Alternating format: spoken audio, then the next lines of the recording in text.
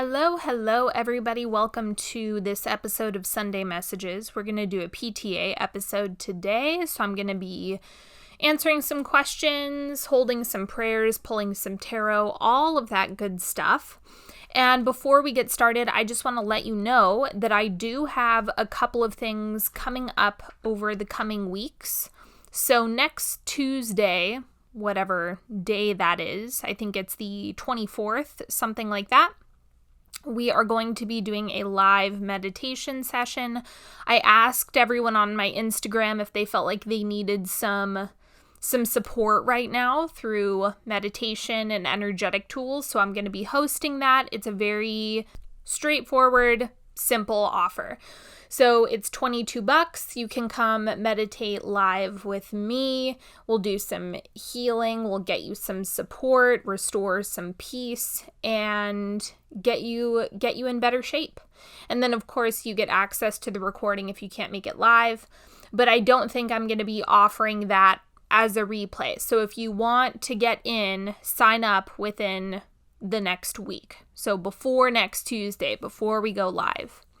The other thing that I have coming up on the 29th is DOM. This is a new class that I've launched. This is about personal power, bending the rules in your favor. And also, this is about shifting relationship dynamics as well, because I happen to believe that we've really got this wrong in terms of just being a victim to other people's behavior and circumstances. So this is waking up all of your personal power.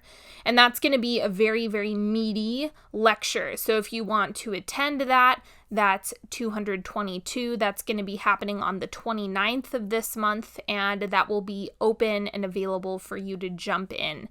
But that is hands down my most important work that I've ever put out, that I've ever launched. So I'm very excited for all of you to hop into that container, hang out with me. It's going to be a combination of lecture, energetic tools, and practical tools. So as I mentioned, this is really dense. So this is about you working with the quantum field. This is about embodiment. This is about shifting things so that the outcome works in your favor and having dominance over that. So personally, I'm very, very, very excited to give that lecture. I hope you can attend, and let's go ahead and get into this. So this first prayer is for Morgan, and it looks like you're dealing with some health questions, not really getting to the root of what is going on with you quite yet. So I'm in full agreement for all of the tests, procedures, everything that's unfolding with the practitioners that you're working with to bring resolution and allow more well-being into your experience and your physical body. I'm in full agreement for there to be a sense of vitality that emerges no matter what path you take. The ultimate location where you will land is vitality, well-being, health. And I'm in full agreement for you to be safe throughout all of these procedures. Full agreement. Okay, this next one is for BK. I am in full agreement for you to have an exceptional interview tomorrow. I'm in full agreement for you to stay aligned with the job that is of your highest good, whether it be this or something better. So here's the energetic thing that you want to do. You want to get all of your energy behind the right job. So detach from this job, focus on the right job. Focus on overflowing success, overflowing abundance, overflowing ease, and the right circumstances to deliver everything that you desire. I'm in full agreement for you to be re-energized and be full of physical and mental strength, health, support, and success. Full agreement on all fronts. Okay, now that is all the prayers for this week. Let's move on to the advice column. And this one's for Hannah. So I'm only going to read the last paragraph because the gist of it is you're doing trauma healing. So here's the rest of the question. I am working to release my attachment to getting results in the things I'm manifesting while still holding the clear knowing that all is mine, but doing my part to heal the wounds that have been keeping me out of my power and blocking me from receiving. So in this case, when it comes to really understanding how to prioritize manifestation and trauma, you always want to prioritize trauma healing first. This doesn't mean rehashing every issue. What I'm talking about is basic things like regulating your nervous system, speaking kindly to yourself. I know we talked about that last week. Things that keep you on an even keel and mastering your tools so that anytime you do have what we could call a flare-up or an episode or however it's presenting itself for you, you are locked and loaded. It's not something that's going to take you out for weeks. It's something that you can simply tune yourself up and then you're good to go. So if you're figuring out how to manage both, I would say don't focus on manifestation at all. If it's something that is distracting you from mastering self-regulation, then put it to the side. Don't focus on it. Treat it like it's irrelevant in this moment. Don't even look at it. And the reason for that is you don't want to split your energy if you are going through waves of feeling unstable. And that instability is something that needs to be tended to first so that it doesn't leak into your thoughts about manifestation. So that's really crucial. I think people oftentimes want to go too fast. They're like, yeah, let's scrap all of this trauma shit. Let's move through this and then get to the goods. But the problem with that is that trauma resurfaces forever. Triggers come up forever until you're dead, pretty much. There's going to be different things that push your buttons, different things that might knock you off balance, that remind you of certain wounds of the past. That's always going to be something that has the potential to come into your space. And so if you do not have this stuff mastered and you don't feel super, super, super grounded in it, then there's going to be leakage. So prioritize the balance and the equilibrium and the regulation first. To answer the second part of your question, as far as the wounds have been keeping me out of my power and blocking me from receiving, this is exactly why you should lay off of manifestation. Instead of focusing on conscious manifestation, because the best way to manifest is when you have a really good control over your mood and your thoughts and your state. If you can do all of that, you'll manifest really quickly. But if you're not there yet, focus on neutrality. Because the thing is, what you're calling the receiving mode, of course, it's nice to add that jet fuel of feeling really great. But what I think is a more important skill to bridge the gap in between is neutrality. Can you empty your mind? Can you get into a space where you're not having any thought? Thoughts just float around. They just pass like clouds. But it's not something that you're getting emotionally wrapped up in. Because if you can do that, if you can be really neutral and have an empty mind, that will put you in the receptive mode. If you are trying to do a 180, going from feelings of trauma or old wounds coming up, and then you try to plaster over it with some affirmations about what you want, I can almost guarantee that the thoughts that are riding off of that back end of what you desire are going to be negative and contradictory. I would bet money that you have a positive thought and then right behind it is, you can't have that, you can't do that. You know, there's all this doubt and fear and shame or limitation that comes on the heels of it. So that's counterproductive because you're just piling on resistance to what you want. So the better move for now is focus on regulating yourself, getting really balanced, mastering your tools, and practicing neutrality. Neutrality is going to be a way better springboard for manifestation, and everything that you've already asked for can actually drop in, whether you're focusing on it intentionally or not. This is the other thing I want to remind you of. You don't have to ask 80,000 times for the same thing, which is probably what you're trying to do, is I want this thing, I want this thing, I want this thing. Yeah, God knows.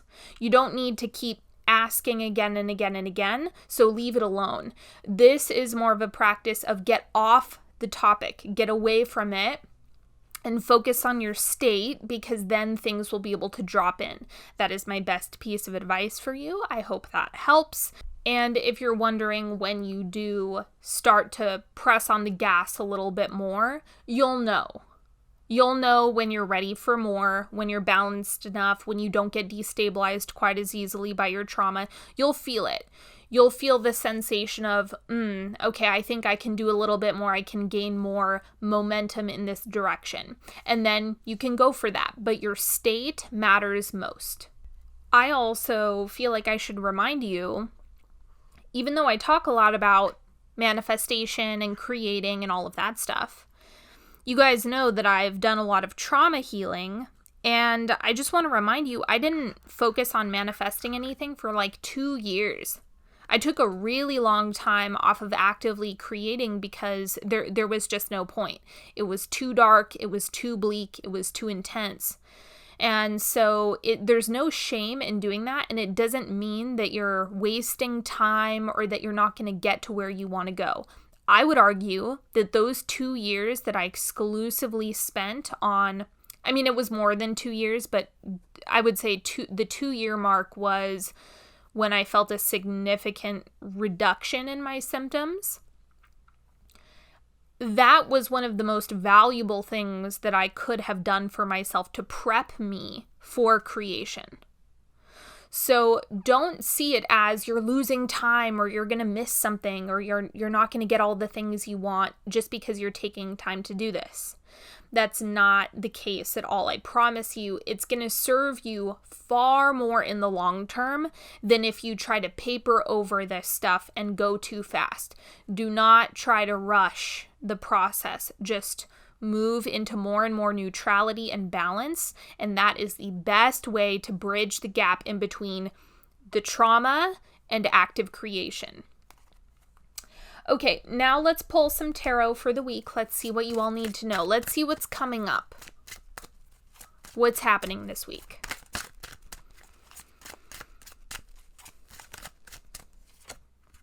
Ooh, the Lovers.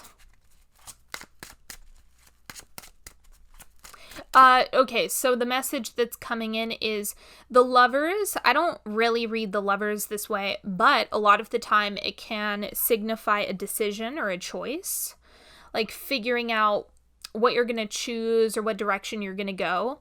The thing that's coming through is value. What do you value? What do you prioritize? What's coming through in terms of desire? What is truly the most important thing to you? And prioritizing that, making that the focus. That's the first thing. The other thing is you might really be wanting more connection over the next week. So definitely seek that out, whether it be community or friends or calling someone that you haven't talked to in a long time. Definitely double down on community right now.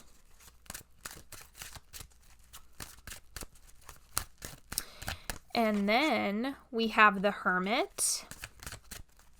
Okay, so for this, it immediately came through as needing to be the source of what you want. So one of the things that I have been picking up on in the collective particularly is that there is so much circumstantial bullshit that is clouding the field right now, that what this time is really encouraging you to do is cut down your consumption big time. And then the second piece of this is activating your own power. This is also why I'm teaching Dom right now. That's why this teaching has really come through, is because you're the source.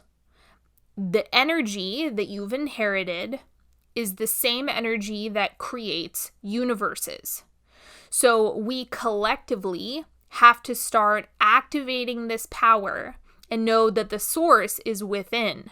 It's not the systems that you're in. It's not the nonsense that is floating around in the atmosphere. It's nothing like that. You have to see yourself as being able to override anything that's coming up, that power exists within you. And that is what's really going to cultivate change. So everything happens within, and that's what this week is reminding you of. If you've been checking out a lot, if you've been feeling the intensity or the frustration right now or the fear that's palpable for a lot of people, this is the time to go within, connect to your values, what's important to you, and remember that you're the source of everything. We are playing a game. This is a game. So you are in charge of all of the directions that this journey leads you into. So that is what's coming through for the Hermit, is you need to get back to your power. You need to go within so you can feel the truth of what you're capable of creating. And then one more for tarot, we have the Knight of Cups. Emotions are the key here. If you're afraid, can you get a little bit closer to a positive emotion? I know that I harp on this all the time, but when I say getting closer to a positive emotion, I'm not talking about doing a 180. You can't. You can't do a 180. It doesn't work. It feels like bullshit. There's too much resistance. It doesn't feel good. There's too much tension. It feels very disingenuous and inauthentic. So you can't just flip-flop into an opposite extreme. You really have to massage it. It's like, can you let in a little bit more peace, a little bit more neutrality, a little bit more of the everything's gonna be okay. You know, that's what you want to let in a little bit more of. Because something like fear, extreme fear, that is on the far shadow side of the spectrum. I would argue that is the darkest place to be, because that drives almost all other negative emotion and negative behavior is fear. So if you can make your way a little bit back, get a little bit closer, get a little bit closer, get a little bit closer, that will greatly help you at this time. And then let's see. I'll pull a couple of oracle cards. This is the Sovereign Oracle that I'm using now.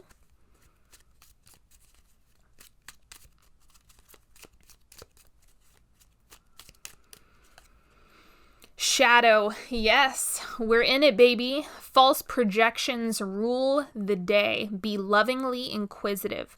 Allow the hidden to be revealed and healed. Let the darkness serve to give definition to the light. Yeah, okay. So I know we've talked about this on this podcast before, but the concept of the vortex. This is an Abraham Hicks concept, and it goes like this. Anytime you have a negative experience or there's something that you don't like, that means the opposite goes into the vortex. So the desire, the thing that you do want, the thing that feels good, is instantly created. But the thing is, you have to catch up to that. So once you catch up to the feeling state of that thing that you've put into the vortex, that's when it drops in. That's when it happens in 3D. It's already in existence energetically, but it's a matter of doing the emotional work to sync up with it. That's the general concept of the vortex, and that's what this card reminded me of. Is there's a lot of projection, there's a lot of fear, there's a lot of powerlessness, there's all sorts of gunk that's floating around. And so your job is to really come into clarity. Come into clarity, come back to your power, come back to your source. And know the other thing that's coming through is there's going to be a lot of stuff that gets revealed. I see this more as a long-term thing. So I would say over the next 6 months, like through the end of 2021 into 2022, you're going to see massive things be revealed.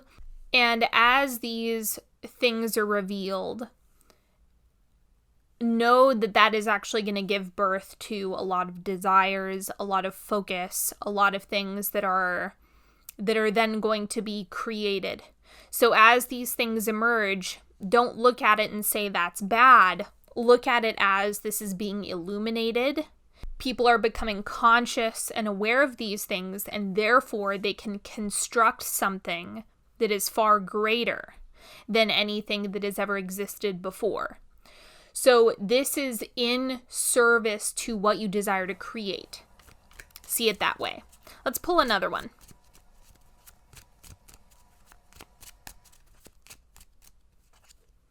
Archetype. Call forth ancient imagery, wear a divinely appointed mask, explore your personal myths. This is so interesting because I was just doing this last night. I'll probably talk about this on a podcast as well, but I was thinking about my personal need for warrior energy at this moment. Not the shadow warrior. I'm going to save all of that for a podcast. But the archetypes and the personal myths are coming through really strong as well in my own personal practice. And I think that might be something that could serve you as well. I've done a podcast on archetypes. I think I'm going to get a little bit heavier with it in the coming weeks, in the coming months. I might start to make more content about archetypal energies and working with them and things like that. So that could be fun. Just know that whatever you need, if you think about, okay, what do I really need to step into more? There's a tie to an archetype and a personal myth that you can point to. Stories and archetypes really help us connect to parts of ourselves and aspects of ourselves that we need to embody more, and looking to story in order to suss that out is really helpful. So if you're wondering, like, do you feel like you need energy that comes through with any characters that you've seen in any shows or movies or books? That's a good place to go to for inspiration, in my opinion. So that's all for the cards today. If you feel called to come sign up for DOM, of course, you're more than welcome to. You can go to onyxhealing.com/DOM, D-O-M, and everything will be available for you there. You can also look to the show notes, and if you want to meditate with me on Tuesday, you're more than welcome to attend that as well. It'll be in the show notes or the description box, wherever you're listening to this. And that is all that I have for you beautiful people today. Thank you so much for hanging out, and I will talk to you later. Bye-bye.